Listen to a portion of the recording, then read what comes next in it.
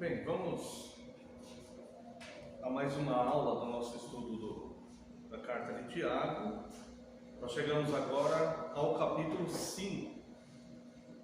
Após diversas exortações e orientações, Tiago agora aborda a questão das riquezas mal adquiridas e o mau uso das riquezas. Dá conselhos aos irmãos e também aborda a questão dos juramentos e da conduta cristã. Então eu quero convidar os irmãos para abrirem suas Bíblias, aqueles que puderem, na carta de Tiago, capítulo 5. Vamos ler aqui o verso 1. Atendei agora, ricos, chorai lamentando, por causa das vossas desventuras que vos sobrevirão.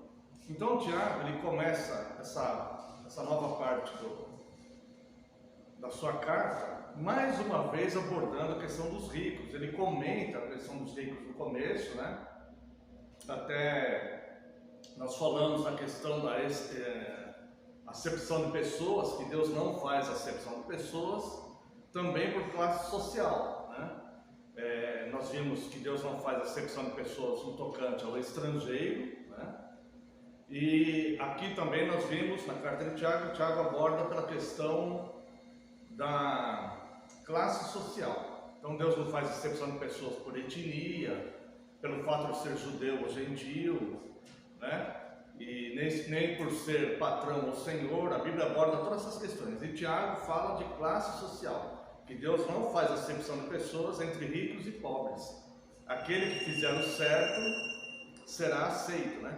Então Tiago já fala isso lá no começo da carta. Agora aqui ele volta a abordar.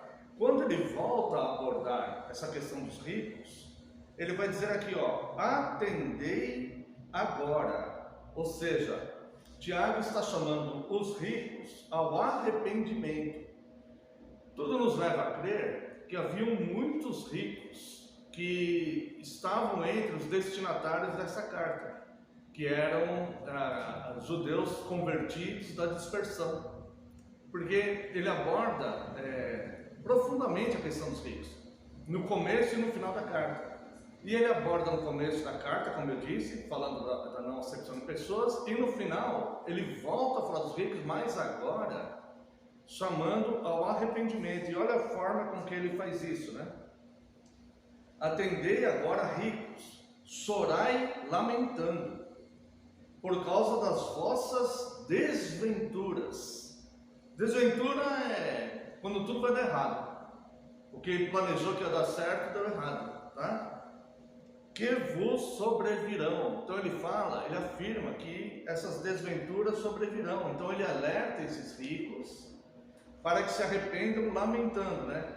Ou seja, é o chamado para os ricos, direcionado aos ricos, ao arrependimento e à consciência do mal que eles estavam causando, e declara o motivo pelo qual devem chorar, as consequências das suas obras. Vou falar, por causa das vossas desventuras que sobrevirão. Isso são consequências dessas obras más, né?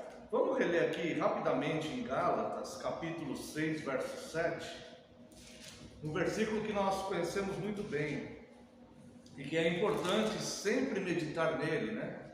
Gálatas 6,7 diz: não vos enganeis, de Deus não se zomba, pois aquilo que o homem semear, isto também ceifará, né? Então veja que Tiago, ele diz que, Paulo aqui falando aos Gálatas, ele diz que é zombar de Deus o semear o errado quando se tem consciência, né? Aqui está falando de manutenção de oficiais, inclusive, verso 6, né? Mas aquele que está sendo instruído na palavra, faça participante de todas as coisas boas aquele que o instrui. Não vos enganeis, de Deus não se zomba.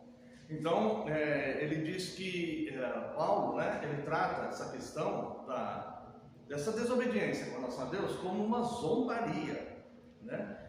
E Tiago, ele vai falar dessas consequências de obras que Paulo fala, que é a lei da semeadura.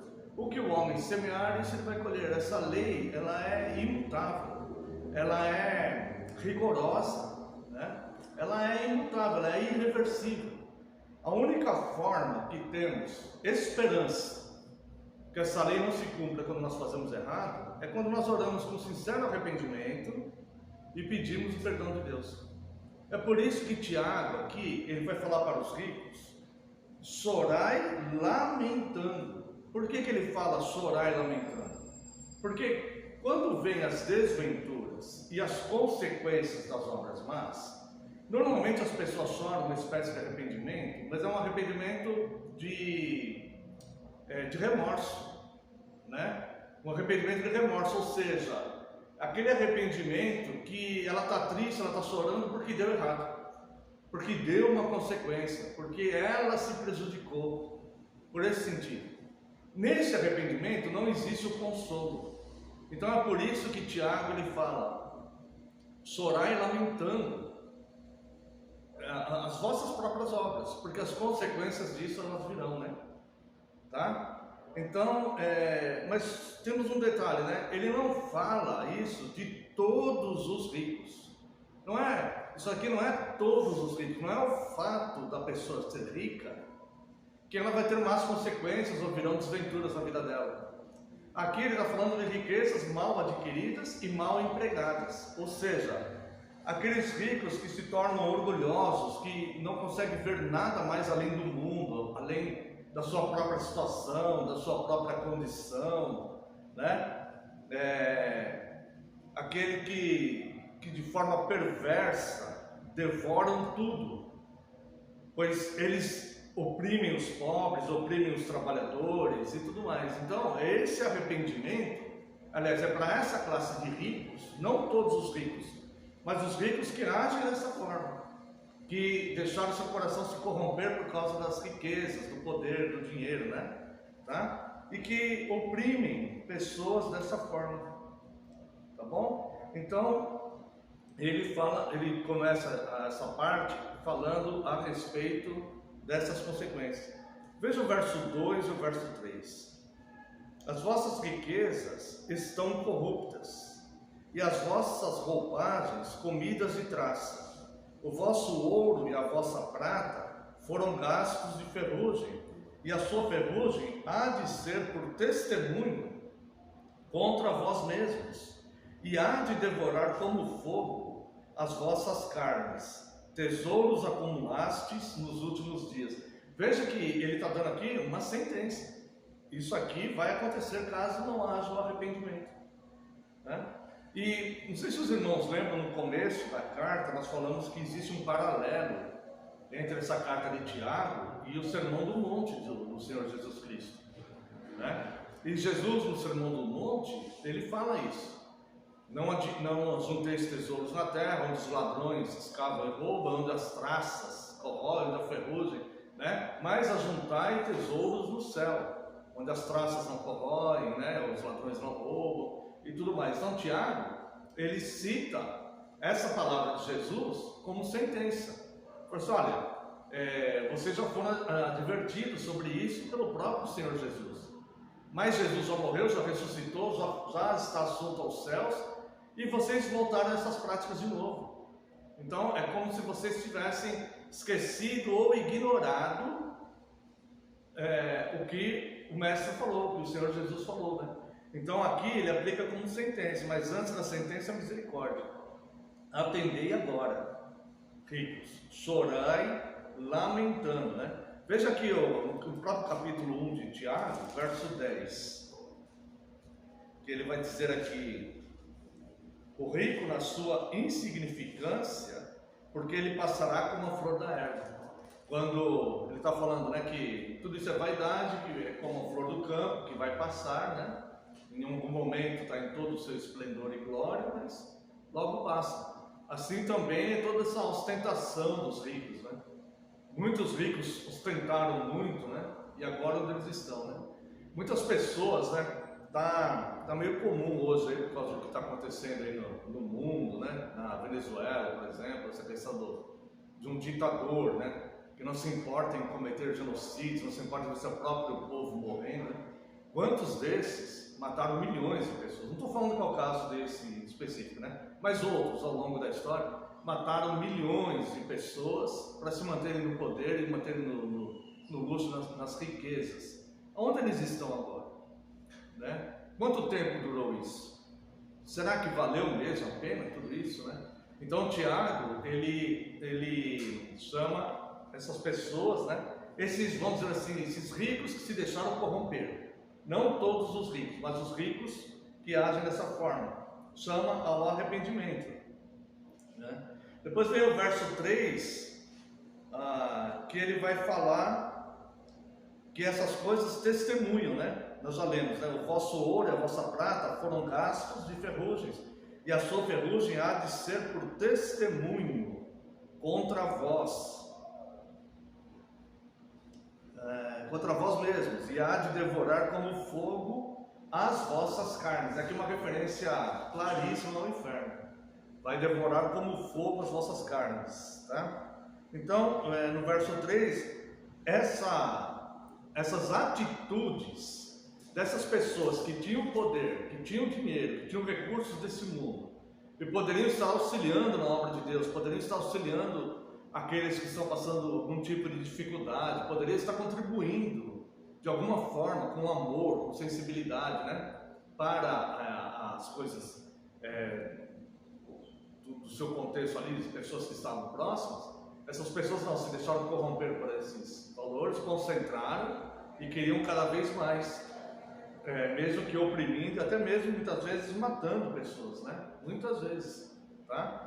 Então ele fala que essas obras, elas testemunham contra eles. Então, Tiago aqui está se referindo ao 8º mandamento, né? Que ele vai aplicar aqui no verso 4, olha só.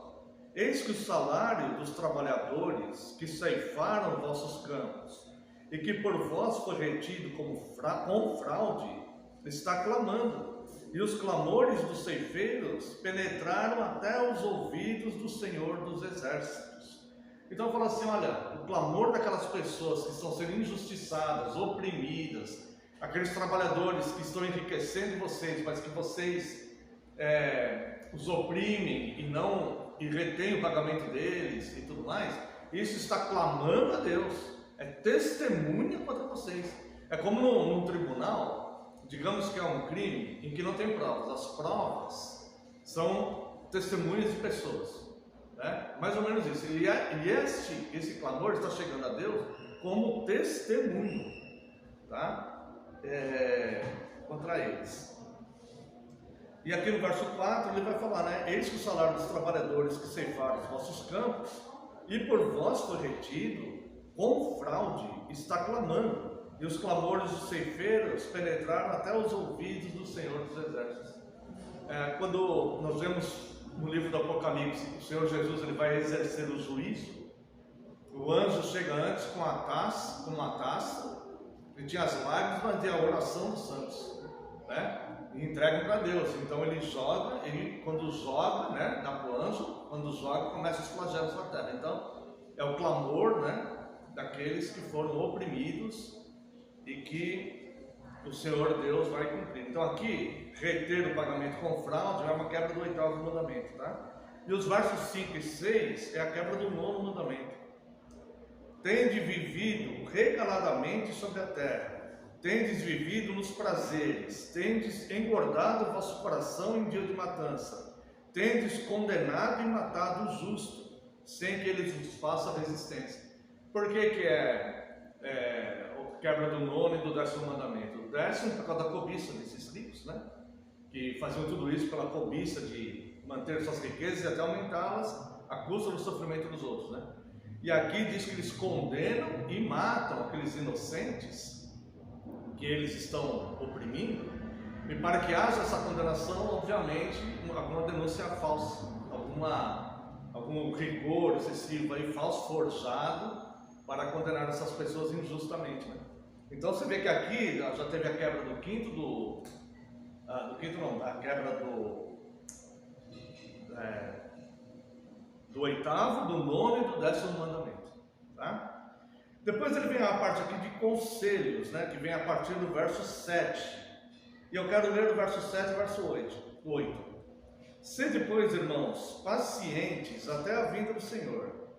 Eis que o lavrador aguarda com paciência o precioso fruto da terra, até receber as primeiras e as últimas chuvas.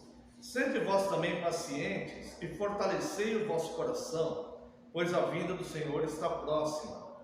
Bem, aqui, veja que sede, pois, irmãos, pacientes até a vinda do Senhor, vem imediatamente depois essa censura que ele faz aos ricos, que ele chama esses maus ricos ao arrependimento, né? E ele fala que esses ricos estão oprimindo, condenando injustamente, até matando, trazendo essa opressão toda. Para os irmãos ele fala, sede, pois, pacientes. Isso quer dizer que a partir dessa frase é evidente que o que ele falou até agora sobre os ricos diz respeito ao consolo daqueles que pareciam que ficariam eternamente expostos à ação desses maus ricos, né? Então aquelas pessoas, quando a pessoa está sendo oprimida assim, digamos que seja um trabalhador, um lavrador, que ele não tem onde ele não tinha naquela época, hoje em dia eles têm uma boa condição, né? Mas ele não tinha ali, dependia daqueles patrões ricos e tudo mais, e via seus filhos também seguindo aquela vida e tudo mais, então eles tinham a sensação que aquilo seria eterno. Então é por isso que Tiago fala para eles, né? Tenha paciência, né? E aí ele usa o exemplo do próprio lavrador, né? Tenha paciência até a vinda do Senhor. Essa vinda do Senhor que ele fala não é propriamente o dia que Cristo vem, que chegará e virá, né? No piscar de olhos, todo olho verá e tudo mais.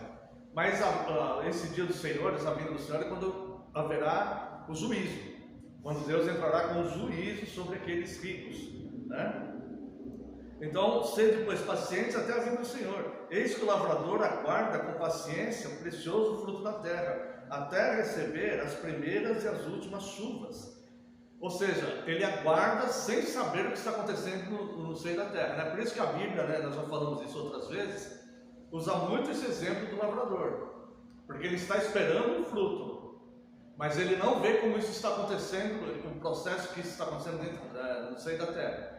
Quando as pessoas estão sendo oprimidas, passando alguma injustiça, o cristão, né, ele deve ter paciência e aguardar no Senhor, porque ele pode não estar vendo, mas isso está frutificando. Nós fizemos um estudo algum tempo atrás aí sobre Abraão, aquela aliança com Abraão, a resposta de Abraão, né? E nós vimos que Deus fala em algum momento para Abraão que aquele povo ia haver juízo contra aquele povo, mas ainda não havia amadurecido a maldade deles para que esse juízo entrasse.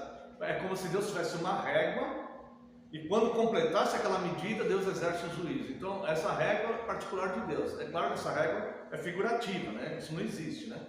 Mas Deus, parece que ele aguarda o momento daquele pecado amadurecer para ele entrar com juízo e condenar aquela pessoa. Então, esse aguardar de Deus e este florescer aí, frutificar desse pecado aí dessas pessoas, nós não vemos qual é essa medida de Deus, mas nós cremos na providência, tá?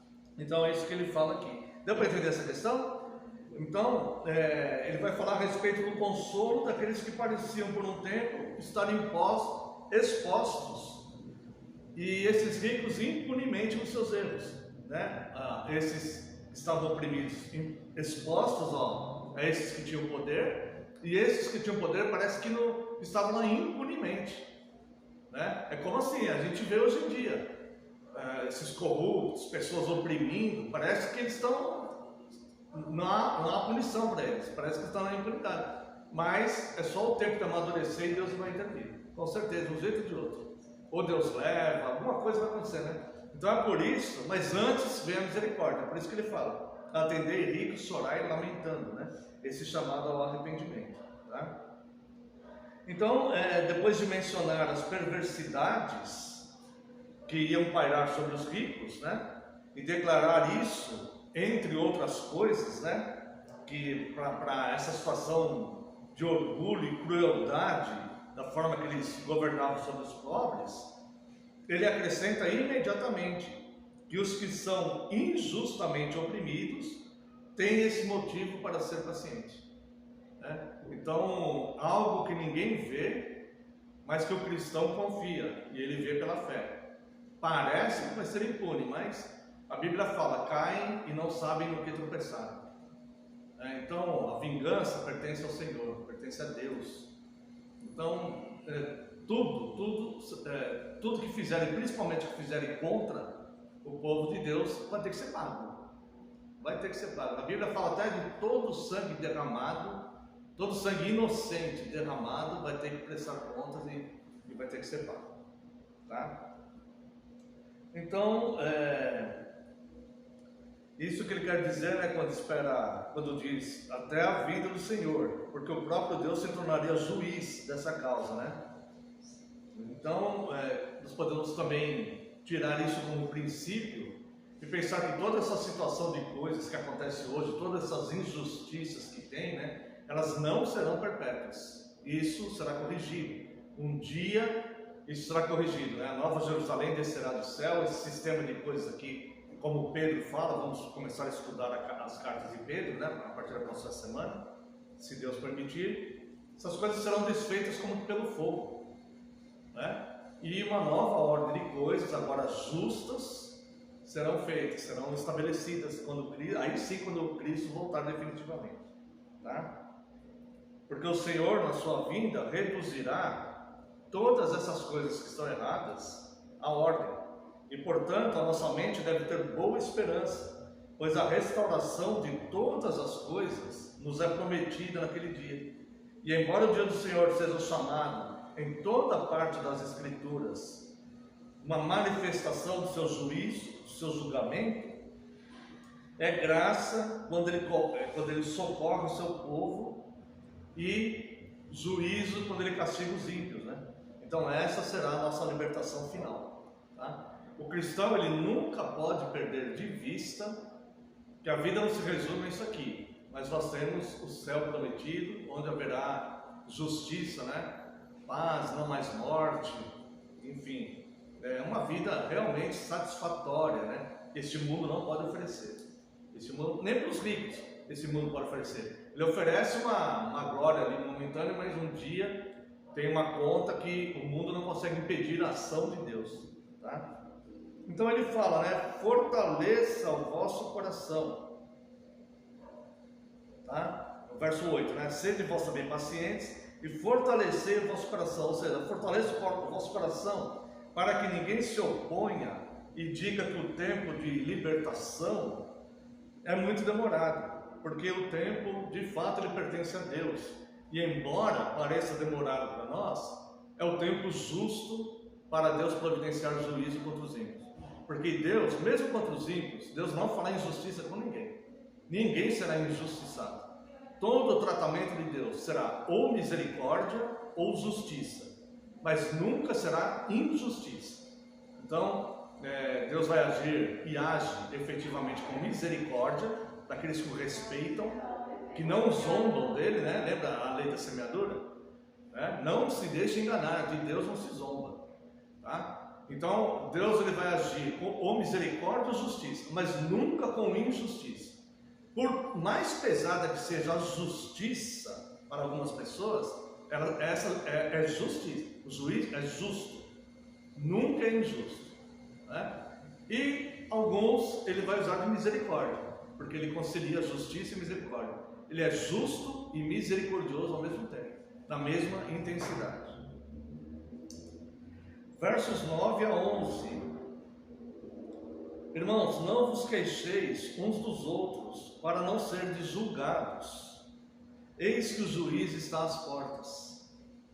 Irmãos, tomai por modelo no sofrimento e na paciência os profetas, os quais falaram em nome do Senhor. Eis que temos por felizes os que perseveram, firmes, tendo ouvido da paciência de Jó. E tendes ouvido da paciência de Jó, e vistes que fim o Senhor lhe deu, porque o Senhor é cheio de eterna misericórdia e compassivo. Então veja que duas perícopes aqui do capítulo 5, amorosas, mesmo quando ele usa palavras duras contra os ricos, né? Ele fala, olha, virão desventuras sobrevirão sobre vocês, a sua riqueza, isso é amor e misericórdia que o Tiago está exercendo aqui. Ele está advertindo. Imagine que um motorista vem numa estrada cheia de curvas, tá? E vem um pedestre, um andarilho andando no acostamento. Só que o andarilho passou por um lugar onde uma ponte caiu logo depois de uma curva. A ponte caiu. Aquele motorista que vem, ele não sabe que tem depois da curva. Ele não sabe que a ponte caiu. Imagine que esse andarilho vem, o motorista cumprimenta ele, ele cumprimenta o motorista e não avisa. Esse motorista tem uma sensação de segurança, porque quem está a pé e exposto ao tempo é o andarilho, mas ele está confortável no carro dele, mas logo depois da curva tem uma ponte. O que Tiago está fazendo, como se fosse um andarilho, é avisando o motorista que depois daquela curva tem uma ponte que caiu. Então o motorista está passando, o andarilho acena, tenta parar ele, avisa, cuidado, a ponte caiu, né? Tome cuidado e tal. É isso que Tiago está fazendo. É isso que Cristo veio fazer. É isso que os apóstolos, os missionários, os pastores, os pregadores, todos os cristãos, quando pregam o Evangelho, fazem avisando as pessoas. Olha, depois da curva da vida, a ponte caiu. Então nós precisamos tomar uma providência para não sermos tomados de surpresa quando chegar lá. Tá? Então o Evangelho, além de ser uma ótima notícia, né? Acima de tudo ele é uma advertência. E isso é feito com amor. Tá? Então no verso 9 ao verso 11, ele vai dizer, não vos queixeis, irmãos, não vos queixeis uns dos outros, para não serem julgados, eis que o juiz está às portas. Né? E aí então, quando ele fala... sem queixas, mas perseverando, porque Deus é o juiz comum de todos os homens. Aqui ele está falando para os irmãos agora. Ele falou para o rico, né? Agora ele está falando para aqueles que ele veio trazer o consolo. Então ele fala, irmãos, não vos queixeis uns dos outros, para não serem julgados, eis que o juiz está às portas. Então, mesmo aqueles ricos oprimindo, não competir aquelas pessoas ficarem se queixando deles, mas entregar aquilo nas mãos de Deus. Ou tomar uma providência e vai embora, ou entrega na mão de Deus, mas ficar ali murmurando, se queixando, essa não é uma procedência de valor para a vida deles, porque os ricos vão continuar oprimindo eles do mesmo jeito, só vai aumentar o sofrimento. Então ele fala, o juiz está às portas, não fique se queixando, tá? Não os queixeis uns dos outros, para não serem julgados, porque quando nós nos queixamos, vamos supor, alguém está sendo oprimido pelos ricos, essa pessoa sofrendo, muitas vezes ela acaba pecando, dependendo do que ela vai falar, ela pode quebrar também o mandamento muitas vezes, porque mesmo aquele opressor, sendo justa o juízo que virá sobre ele, aquele que está oprimido, ele pode falar coisas que de repente aquele outro não fez, então aí já seria injustiça. E a injustiça não é aceita, né? Então falou, o juiz está às portas. Então, qual que é o procedimento? Confie em Deus que Ele é o vingador. Confie em Deus que Ele, né? Ou a pessoa toma, pessoal, não quero mais ficar aqui e vou embora, né? Ou ela não fique se questionando ali. Confie em Deus que o Senhor vai providenciar aquilo, tá? Muitas vezes não dá para ir embora, né? Que nós falamos em países onde tem essas ditaduras, às vezes a pessoa não pode sair de lá, né? Mas ela deve confiar em Deus em si mesmo, né? E tentar reverter a situação de outra forma. Eis que temos, verso 11, eis que temos por felizes os que perseveram firmes, né? Aí ele vai falar de Jó e tudo mais, na paciência, né? Então, a Bíblia inteira, a palavra é perseverar até o fim, aquele que perseverar ele será salvo, né? Então o cristão verdadeiro, ele não desiste. Ele pode dar uma desanimada, ficar um pouco triste, mas ele não desiste. Mesmo desanimado ele vai, ele continua, ele segue em frente, porque é um perseverante que vai alcançar os céus. Esses que retrocedem, o autor da carta aos Hebreus diz que a alma de Deus não se compraz nele. O coração de Deus não se compraz nele. Tá? Então é aquele que persevera até o fim, por Cristo, né? Cristo não perseverou até o fim por nós, então a nossa resposta é perseverar também né, em meio aos sofrimentos da vida. E olha que nós não sofremos nem 10% do que ele sofreu, né? Nem 1%, eu acho. Tá?